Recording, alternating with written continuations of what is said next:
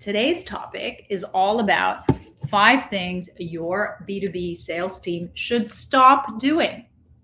And I am absolutely thrilled to announce something really, really breakthrough for me. This entire segment and title and the outline, everything was created by AI.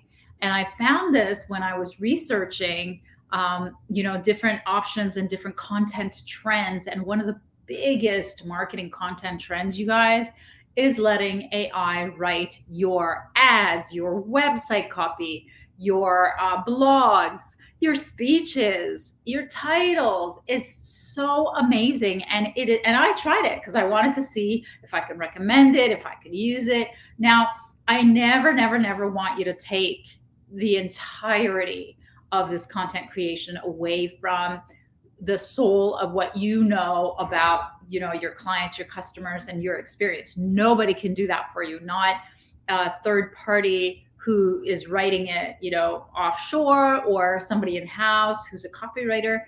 They can't do that for you, or AI. They cannot do that for you. What they do is you give them the topic, you give them the tone of voice, which mine, believe it or not, I tried witty, I tried funny, and then I tried sarcastic. And the one that I liked the most was sarcastic. I don't know what that says about me. But yeah, so this content that you're going to see here was completely created. I mean, the title and the topic, the outline. So the section headings were completely created by AI. But I totally agree with them. And I'm going to tell you, advice around each and every single topic that they generated. And the way that they generated, of course, is, searching everything else that's been written about it and conglomerating everything else that's known about it on the webs, and just putting everything together based on whatever little knowledge that you give it. It's just fabulous. I'm so in love. I guess, I'm a laggard. I'm figuring all this stuff out. But what is the potential for even small businesses who never even blog, just because they are so scared about, well, what am I going to blog about? How am I going to write it? I'm not a good writer. Well, all you have to do is you have to have the knowledge, and then you get some help, and then you edit what you get back from the AI. So the one that I've used is Jarvis. So go and check it out. But so this is the content. So I'm just so excited to share this all with you. And I'm going to be sharing it with all my clients. I'm going to be sharing it with anybody else that I know. And I am not being paid at all. I have no affiliate links or anything like that, but I do love it. So this is one of the topics that was suggested to me, which I love. I love this topic because for many years, I worked with large corporations where I was in both sales and marketing. And when I worked in marketing, I thought the sales were doing something wrong. And when I worked in sales, I thought the marketing was doing something wrong. And now for the past 10 years, I've been helping large corporations and their sales departments sell to even larger corporations. So that's where I see all of these issues are happening. So number one, 5 things your B2B sales team should stop doing is stop accepting every meeting. Now, the more seasoned ones, of course, they take less meetings. I get that. But if there's some sort of, quota or track record or something, like you have to come to the table with some progress. I can understand that you're trying to book as many meetings with as many people as possible, but they go nowhere. There's an enormous cost of meetings that go nowhere. And there's an enormous cost to not just the organization, but also your mindset. Because every time you meet someone who is not a good fit, you're going to set yourself back in terms of success, in terms of what am I doing wrong, in terms of self-doubt, because you are your engine. Whether you're the CEO of the company and you're doing your own sales, or you're a rep and you're selling for the company, try not to take as many meetings, especially as if they are not the right meetings. So stop accepting every meeting. Number 2 is, and I love this, stop wasting your time on low value or unqualified prospects. So I know that it is way easier to get meetings with smaller companies than it is with much bigger companies, because there's more competition for the bigger companies, and there are more layers of buyers for the larger companies. But I would much rather you continue to target larger companies and get fewer meetings than you exhaust yourself in targeting smaller and getting more, but selling less and maybe not at all. So, and I know this firsthand, because during COVID, one of the strategies that I tried to replace my in-person, on-stage funnels with was podcasting. And at first, when I hired I hired people. I hired an agency to get me on shows, and then I hired staff to get prospects for me to interview. And at one point, when I hired my offshore team, they were booking me so many prospects that I was exhausted. I would do, and when I say prospects, these were podcast guests that then I would try to convert into sales. I was so exhausted. I would do like 6 interviews, 5 interviews per day. All, they would take about half an hour each, 20 minutes, and then the conversation around it.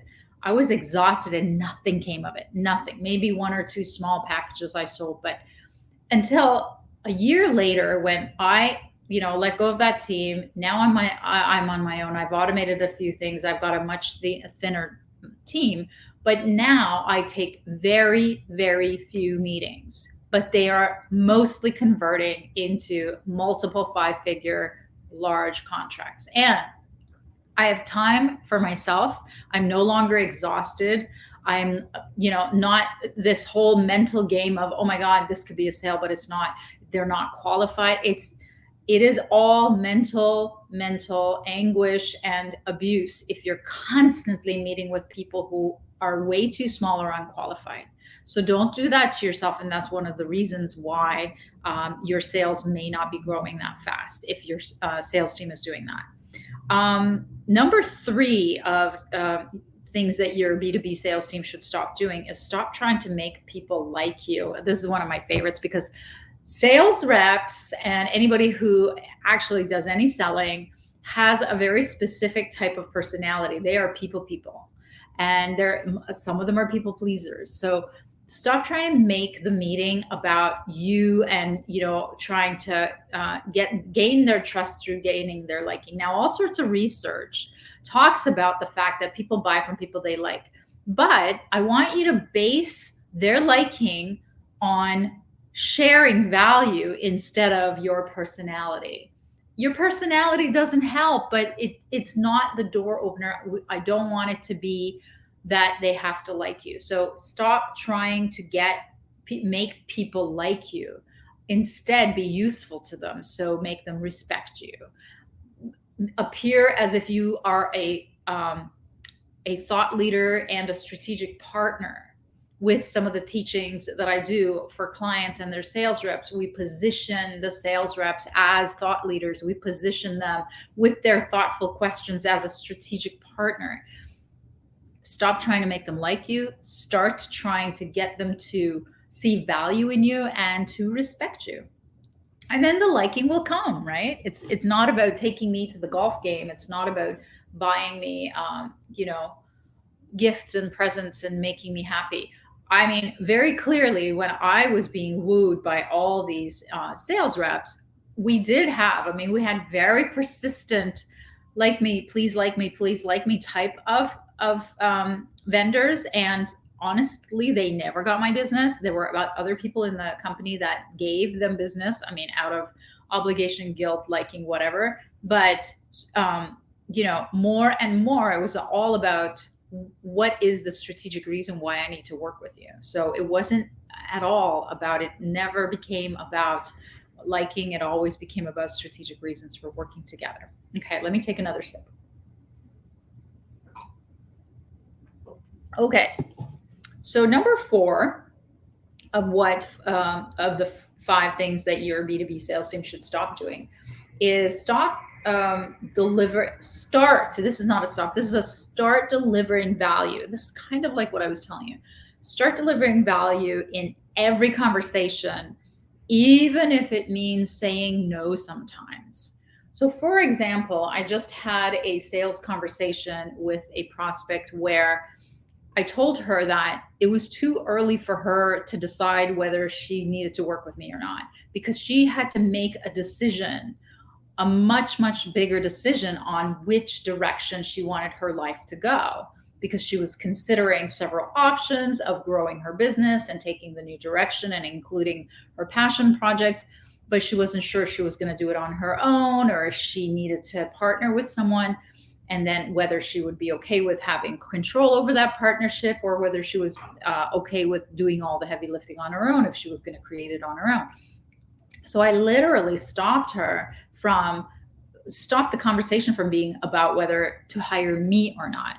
And the conversation became about what she really needed to do. And that was of enormous value to her. And she thanked me. And she said, even if I'm not in the market to hire you, depending on the decision, could we stay in touch? Could I get back to you? And again, we're having another follow-up discussion, because that conversation and saying no to her actually was of value to her, more value to her than trying to sell myself into somewhere in that equation.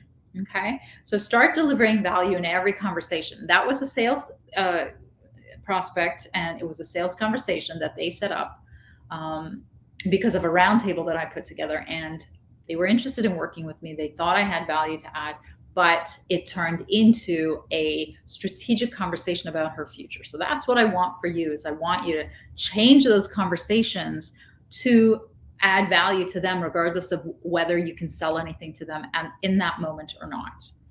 And this brings me to my last point, which, and I do forget what the statistics were, but there is an enormous number of buyers, B2B buyers, corporate buyers, who think that sales reps are too pushy. I think it's almost like 30-40% have said that. So the number 5 thing to stop doing if you're a B2B sales rep is to stop pushing for the sale before establishing trust. So kind of the story that I was telling you about this last prospect that I just spoke to, we established trust first. And there are many other ways of establishing trust, even before you meet.